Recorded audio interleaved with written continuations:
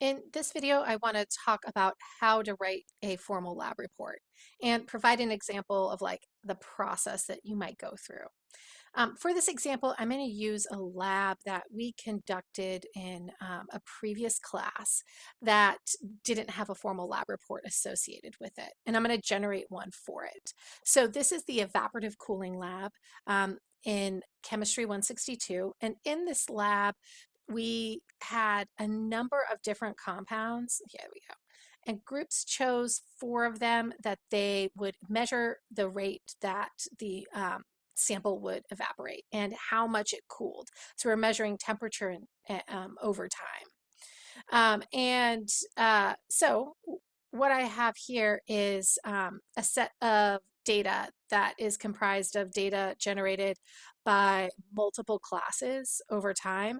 And for the purposes of this example, I'm going to treat this data set as if I figured out all of these cooling rates on my own, and that this was the data set that I ended up with.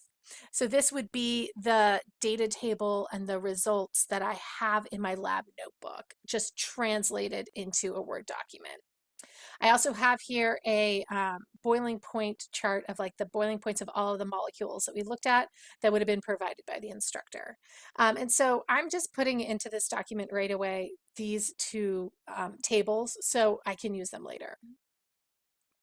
And then when I think about evaporative cooling as a lab report, I'm going to first look at the different sections that we have. And I'm going to do a little bit of brainstorming around it, and then I'm going to start building out the formal lab report. So let's make this a bit bigger.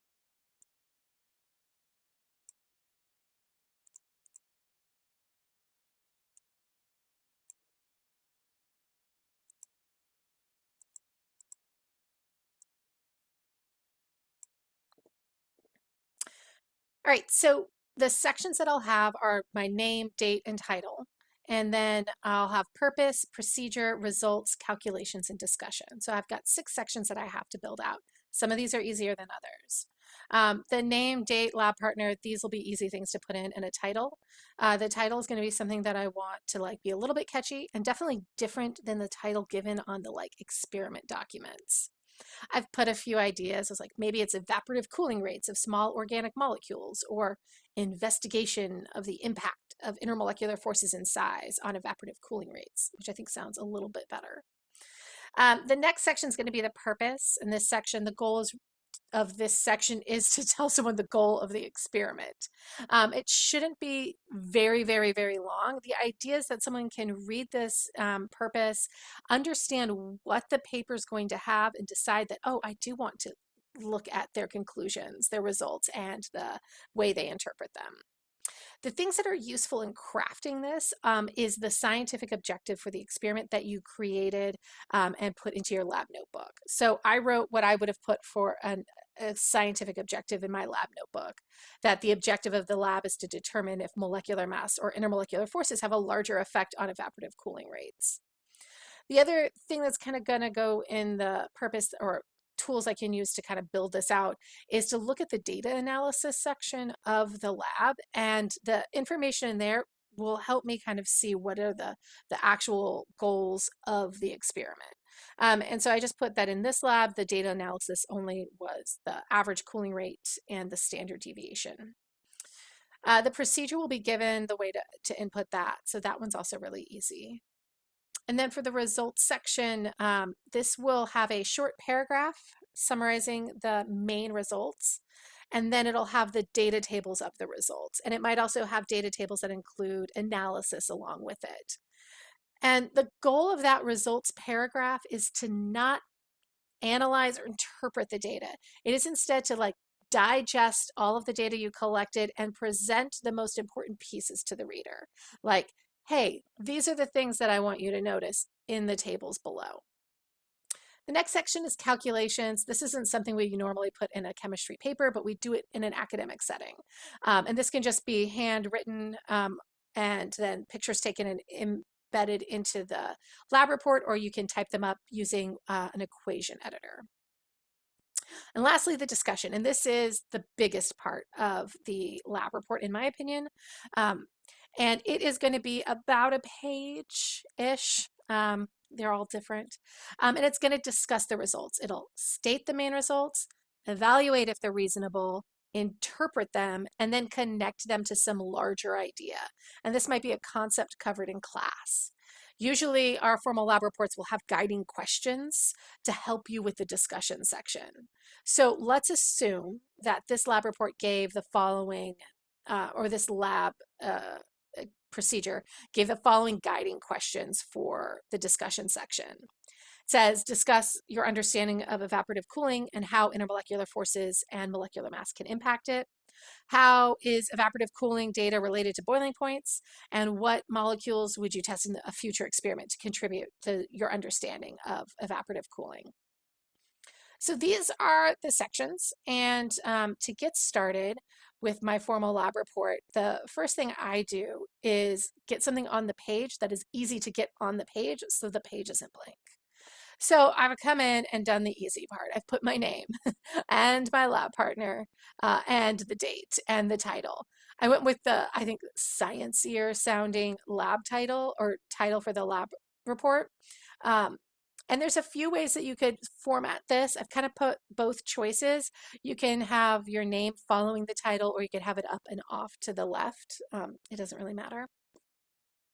And then I'm going to go in and I'm going to put my kind of headings for each of my sections of my lab report and make sure they pop out, which for me, I'm choosing bold. You might choose to underline or use a different, like a heading style font or something like that. So that way I've kind of got everything written out here. I'm then going to start putting in stuff that's easy to put in here. I'm going to begin with that data table that I had right here. So this evaporative cooling data table is definitely something I'm going to share with the reader in my results section.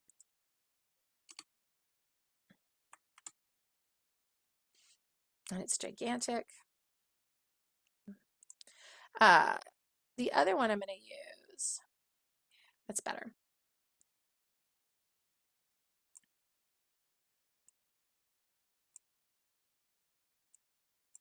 Is the data table of the boiling points. Now, these are not boiling points that were measured in the lab. And so they're not going to be something that I put in the results section because I didn't make these measurements. They're not my results. But they're really useful for looking at trends between the evaporative cooling data and the data table. So these I'm going to put in the discussion.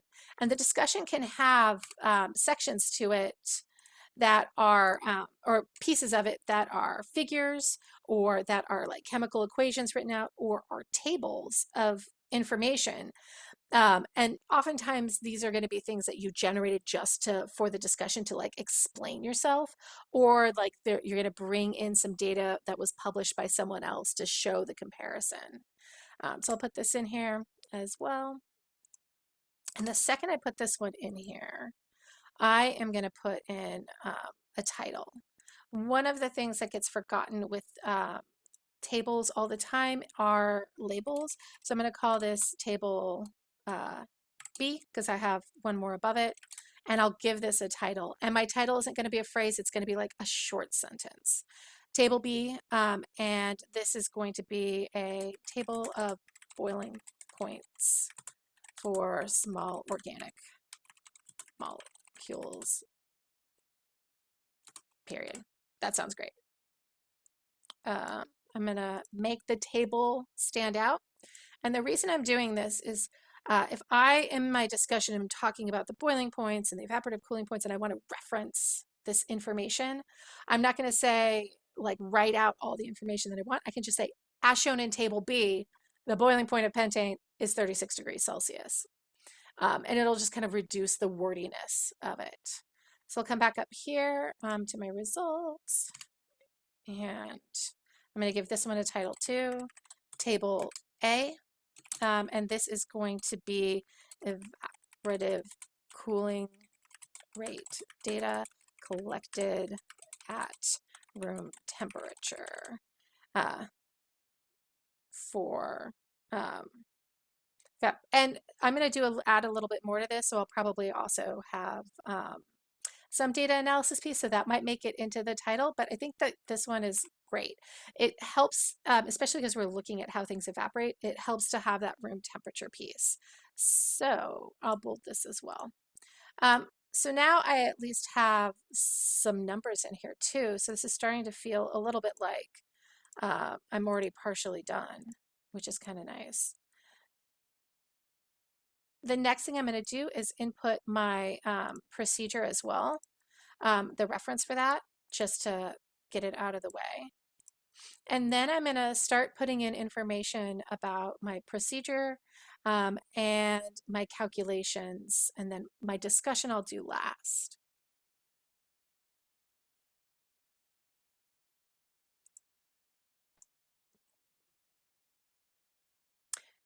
So I've skipped ahead and I've gone and put some of the easy stuff in, and I have updated the data analysis. So I put in our procedure like reference, which is just like a ACS style reference. And I have calculated the average rate and the standard deviation. So now my results table is done. It has a title, it has all of my data collected, and then how I analyze that data. And then I went ahead and started looking at the discussion and started labeling what I'm going to put in it. So I know I'm going to have restate my main results, share if they're reasonable, interpret the results, and then answer the questions: how does evaporative cooling data relate to the boiling point, and what would I test next as well? And then when I was thinking about this, I realized, okay, well, I'm going to need to communicate some information where I am comparing. And so I created a new table for the discussion section. It is going to take my data, like my analyzed data, and it's going to compare it to things that I have found out in the world. Like I calculated the molar mass and I've listed the intermolecular forces. And I could have looked these up maybe, but what I did is I just did the calculations myself and the analysis myself. So the placement of this table can be in the discussion. The placement of this table could also be in the results section. And so in a formal lab report, you would get guidance on this piece about what should be in the results and what should be in the discussion in terms of the tables. But we're kind of winging this because it wasn't actually an assignment. So I'll have this table in the discussion for my comparisons, and I'll also have a table that is going to be the boiling points. So once I have kind of this rough skeleton for my formal lab report, my next job is to go in and write down my restatement of main results and my results paragraph. So I'm basically going to build from results to analysis to restating that, and that'll happen in the discussion and the results paragraph. And from there, I'm going to move on to the procedure and talk about the overall goal. And then I'll take kind of, by this point, I'll hopefully have thought about this enough that when I come back to the discussion, it'll be easy for me to start actually answering the questions that I've laid out for myself. And hopefully that part will go a little bit faster. I'll then embed my calculations before I'm done. I'm going to stop the video here because if I talk through the entire process, it'll be hours long. And I will have the completed lab report up so you can take a look at what I chose to do. And then I'll also have this kind of building out brainstorming piece in there as well.